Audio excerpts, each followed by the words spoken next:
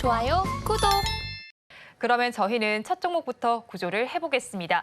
상상인을 먼저 구조해 보겠습니다. 금융위원회가 상상인 저축은행과 상상인 플러스 저축은행에 대주주 적격성 충족 명령을 내렸다는 소식에 상상인이 약세를 보이고 있는데 이 명령이 어떤 건가요?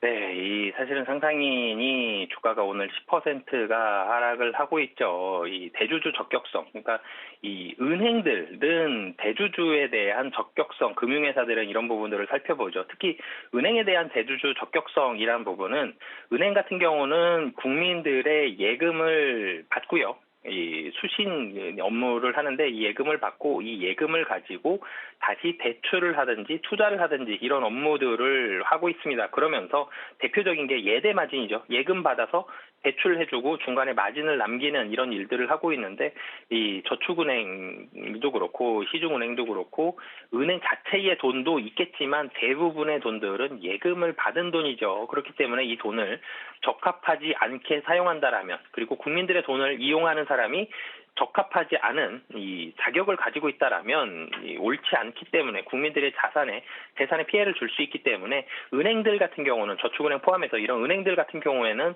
대주주에 대한 적격성을 보고 있습니다. 이 적격성에 대한 평가들을 금융위에서 평가를 하고 있는데 상상인 같은 경우는 모회사가 지금 상상인이죠. 모회사 상상인 아래에 금융회사를 세 개를 가지고 있는데요. 상상인 증권과 상상인 저축은행 그리고 상상인 플러스 저축은행 세 개의 금융회사를 가지고 있습니다. 이 중에서 은행이 두 개죠. 상상인 저축은행과 상상인 플러스 저축은행인데 이 두 저축은행에 대해서 상상인의 최대 주주인 이 최대 주주에게 대주주 적격성을 충족시켜라라는 명령을 금융위원회가 내린 상황입니다. 이런 대주주 적격성을 충족시키지 지금 못한 상태이기 때문에 이 기간 안에 이 대주주 적격성을 다시 충족시키는 상태로 돌려야 된다라는 명령을 내렸고 사실 기간은 최장 규정상으로는 6개월까지 줄 수 있지만 2주 안에 명령을 이행하도록 상당히 좀 촉박한 시간을 줬죠.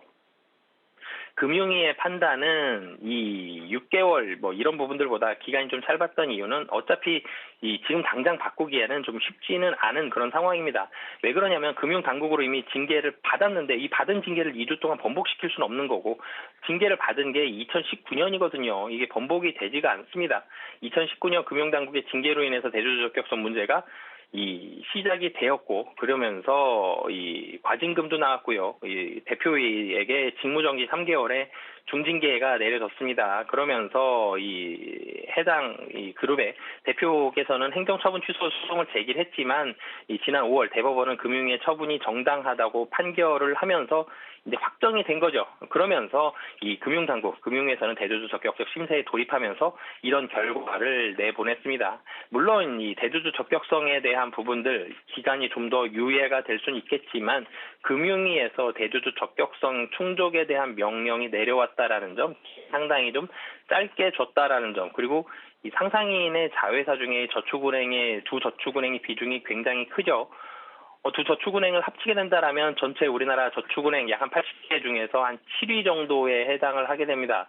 굉장히 큰 규모의 저축은행인데 이 저축은행을 팔게 된다. 그러면 상상인 자체는 굉장히 큰 사실 상상인 그룹의 가장 큰 근간이 되는 부분들은 저축은행이었는데 이 저축은행을 기반으로 해서 상상인이라는 모회사가 굉장히 성장을 많이 했고 다른 계열사들도 생겼고 상상인 증권도 가질 수 있게 되는 그런 기반이 되었고 지금도 가장 큰 기둥을 차지하고 있는 부분인데 이 대주주의 적격성 문제로 인해서 저축은행을 팔아야 된다라는 가능성들이 나왔다는 건 상상인 입장에서는 굉장히 좀 부담스러운 그런 상황이고요. 그리고 이 저축은행 물론 지금은 연체율이 모든 저축은행들이 다 올라갔기 때문에 실적이 굉장히 좋지는 않습니다만 매출액이라든지 이익이라든지 이런 부분에 있어서 굉장히 만약에 매도를 하게 된다면 많이 좀 줄어들 가능성들이 높습니다. 이렇게 된다면 실적 부분에 있어서도 많이 떨어지고 이 상상인 그룹이라는 근간 자체도 좀 흔들릴 수도 있다라는 분석들이 좀 나오면서 오늘 매도가 나오고 있고요. 사실 시작 자체는 보합으로 시작을 했습니다. 장중에 소폭 상승까지도 됐었지만 물량이 장 초반부터 지금 장 후반까지 계속적으로 나오면서 이 하락폭이 좀 확대되면서 벌써 지금 한 10% 정도까지 하락을 했거든요. 이런 부분들에 있어서는 좀 분명히 부담감, 저축은행이라는 저축은행 매각에 대한 그런 부담감 가지고 있는 상황이다라고 보시면 되겠습니다. 상상인 지금 부담이 큰 것으로 보입니다. 그렇다면 가지고 계신 분들께서는 지금이라도 정리를 해야 할까요? 네, 사실은 좀 아쉽죠. 그리고 조금 더 기대를 해볼 수도 있겠지만 현재 상황으로 본다라면 팔아야 되는 상황이 될 가능성이 상당히 좀 높습니다. 주가가 이전에 사실은 매수하신 지 한참 되셨다라면 지금 손실폭이 상당히 좀 크실 수도 있겠지만 지금 자리에서는 상승에 대한 가능성은 좀 낮아 보이죠. 저축은행을 팔아야 된다라면은 그룹 자체가 상당히 좀 많이 좀 쪼그라들 수도 있는 그런 상황이다. 그래서 불확실성이 좀 해소가 돼야 되는 부분이 있고요. 저축은행을 만약에 뭐 안 팔아도 된다라는 부분 아니면 다른 방법이 좀 나온다. 가능성은 좀 낮지만 그럴 수도 있기 때문에 그런 부분들이 나온다라면 모를까. 사실 가능성면, 확률면으로 본다라면 지금 자리는 불확실성이 굉장히 크고 그 불확실성이 이 우리들이 주주들이 원하지 않는 방향으로 전개될 가능성이 좀 높다라는 점 등을 봤을 때 도망가는 전략 좀 말씀을 드리겠습니다. 상상인에 대해서 불안한 요인이 많은 만큼 도망가자 전략을 제시해 주셨습니다. 그러면 저희는 다음 종목도 구조를 해보겠습니다. 유니캠을 구조해 보겠습니다. 신규 34만 주가 추가 상장한 이슈도 있고요. 거기에 최대 주주와 소액 주주 사이의 경영권 분쟁 이슈도 있습니다. 이 종목은 어떻게 해야 할까요? 네, 이 경영권 분쟁이 나오는 종목들이 주가가 좀 급등락이 나오는 경우들이 좀 있죠. 이 유니캠 같은 경우는 주가가 8월 달에 굉장히 많이 좀 상승하는 그런 모습을 보여줬습니다. 8월 이전을 좀 살펴보면 뭐 1,000원대, 1,200원, 1,500원 많이 올라가면 한 1,700원 요 사이에서 1,000원대에서 움직이고 있던 주가가 8월 달에 단기적으로 급등을 했죠. 뭐 장중 고점 따지면 3,670원까지 약 한 3배 정도 단기적으로 좀 급등하는 그런 모습을 보여줬습니다. 이유를 살펴보면 경영권 분쟁인데요. 이 유니캠의 최대 주주와 소액 주주 간의 경영권 분쟁이 있었다라고 보시면 되겠습니다. 유니캠 같은 경우는 주가가 급등하기 시작했던 부분이 건설 시행사죠. 건설 시행사 햇발이라는 시행사가 추가 지분 매입에 좀 나서면서 이 주가가 급등을 했고요. 3월 정기 주주총회에서 이 건설 시행사인 햇발이 소액 주주 모임에 구심점 역할을 하면서 지분율을 계속적으로 늘려가고 있습니다. 그러면서 이 햇발의 대표이사와 여기에서 추천한 회계사가 유니캠의 이 사내이사랑 감사로 선임이 되면서 영향력을 조금씩 확대하는 그런 모습을 보여줬는데 유니캠의 최대 주주가 유니라는 곳인데 유니도 작년 말보다 3.7% 높은 지분율 23.6%까지 지분율을 올렸습니다. 유니 같은 경우는 유니캠 대표이사 부회장 일가의 가족회사인데요. 여기에서도 이제 경영권 방어를 위해서 지분율을 높여가고 있는 그런 상황인데요. 유니캠과 햇발 같은 경우는 임시주총 안건 등을 놓고도 소송전을 벌인 상황들이 있습니다. 뭐 여러 가지 가처분 신청도 나왔고요. 그런데 이 결론적으로는 이 지난달 말에 법원에서 햇발 측에 손을 들어줬습니다. 그러면서 유니캠 측이 제시한 주총 안건 상정을 허락하지는 않았는데요.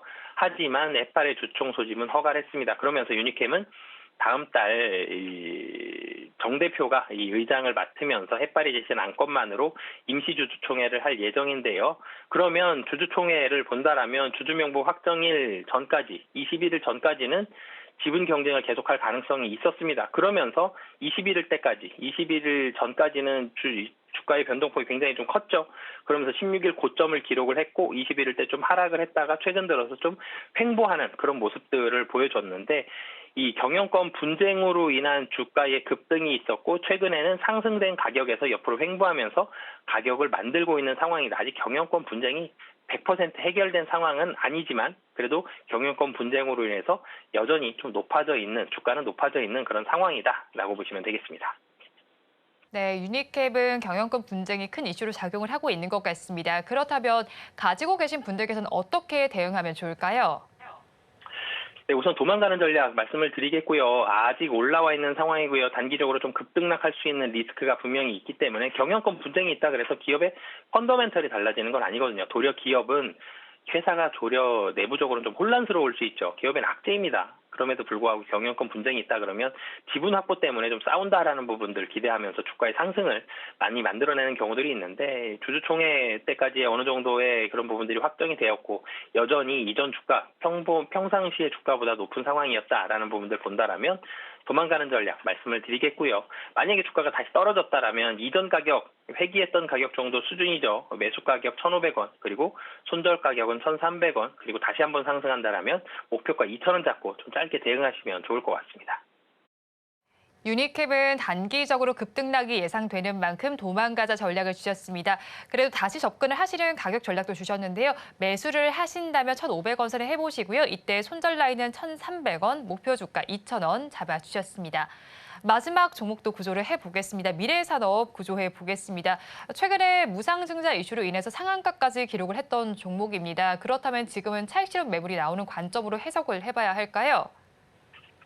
네, 이 무상증자라는 부분이 있었습니다. 무상증자를 하게 되면 사실 통상적으로 주가가 오르는 경우가 좀 더 많죠. 사실 회사가 달라지진 않았습니다. 근데 무상증자, 증자인데 무상, 보상이 없는 상황인 거죠. 주식을 한 주 더 주고 두 주 더 주고 이 몇 퍼센트의 무상증자냐 이런 부분들에 있어서 사실은 어떻게 보면 공짜로 주식이 나오는 상황입니다. 가격도 낮게 해서 공짜로 주식이 나오기 때문에 무상증자를 하면 보통 주가가 오르게 마련인데요.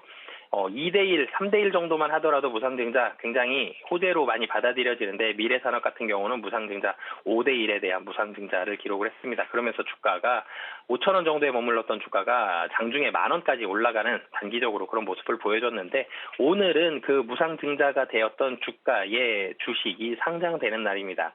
기준 가격이 4,795원이고요. 그렇기 때문에 795원에 5배 많은 원래 기존에 있었던 주식보다 5배 많은 주식들이 상장이 된다. 그러면 심리적으로 생각을 해보면 현재 주가보다 매우 낮은 가격으로 받았던 주식이 상장이 되는데 내가 10주 가지고 있었는데 이게 50주가 더 많이 생겼다 그러면 이제 팔고 싶죠. 팔고 현금 만들어서 이 돈 쓰고 싶습니다. 이런 게 사람 심리이기 때문에 이 주식에 대한 매도들이 오늘 좀 나온다라고 보시면 되겠습니다.